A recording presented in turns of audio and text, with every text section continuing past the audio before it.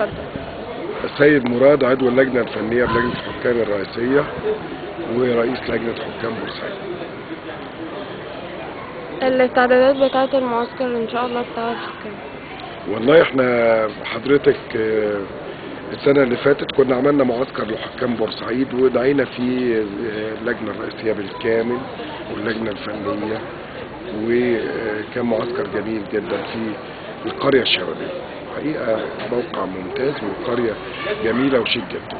لما جت لجنة الحكام الرئيسية فكرت ان الموقع مبهر وتقدر الناس تعمل تدريبات على الشاطئ الصبح وفي قاعات اجتماعات على اعلى مستوى، سكن كويس جدا، الاقامة بالنسبة للسادة الحكام جميلة. فكرت لجنة الحكام الرئيسية تنقل معسكرات حكام مصر كلها الدوليين واللي هيديروا الدوري الممتاز، هتقام المعسكرات في بورسعيد. اتوقع في النصف الثاني من شهر اغسطس تقريبا 400 حكم هيتقسموا على 8 افواج بواقع 50 حكم لكل فوج.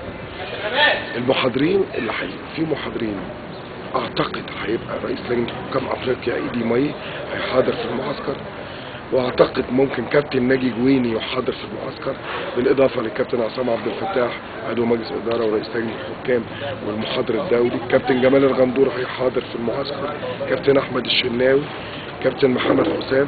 كوكبه كبيره جدا. انا عايز اقول لحضرتك المعسكرات الحكام كانت تقام في القاهره دائما وابدا، يعني من قديم الزمن. خرجت 3 مرات يمكن في خلال 50 سنه، خرجت 3 مرات، مره في اسماعيليه ومره في بورسعيد ومرة في اسكندرية. عايز اقول لحضرتك المرة دي بسيادة الوزير وزير الشباب والرياضة وافق ان هو يتكفل بهذا المعسكر في المدينة الشبابية بورسعيد. وانا امبارح جمعني لقاء بالسيد اللواء الوزير سماح قنديل محافظ بورسعيد، وعرضت عليه شوية حاجات كده يعني تعبر عن سعادة المحافظة بهذه التظاهرة الرياضية الكبيرة اللي هتقام على أرض بورسعيد. وحقيقة سيادة الوزير المحافظ أبدى تعاون غير مسبوق، يعني أعتقد في تخطيط كبير جدا لخروج المعسكر بشكل جميل على المدينة، على أرض المدينة الباسلة اللي دايما بتتفوق في احتضان المحافل الرياضية.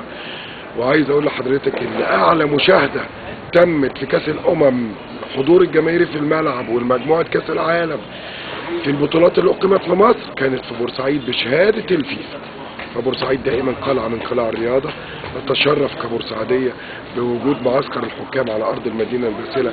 نسعى جاهدين لتوفير كل سبل الراحة، كل سبل التدريب. حقيقة كابتن احمد جوهر رئيس نادي المريخ وافق بالملعب، والسيد المحافظ هيبقى فيه اتوبيس ينقل الحكام من مقر اقامتهم للمحاضرات العملية بالملعب، ودي طبعا هتبقى بصفة يومية. وانا بشكر الوزير محافظ بورسعيد على انه يعني مهتم جدا بهذا الحدث. بشكر الكابتن عصام عبد الفتاح وبشكر الاعلاميين، بشكر حضرتك على هذا الدعم.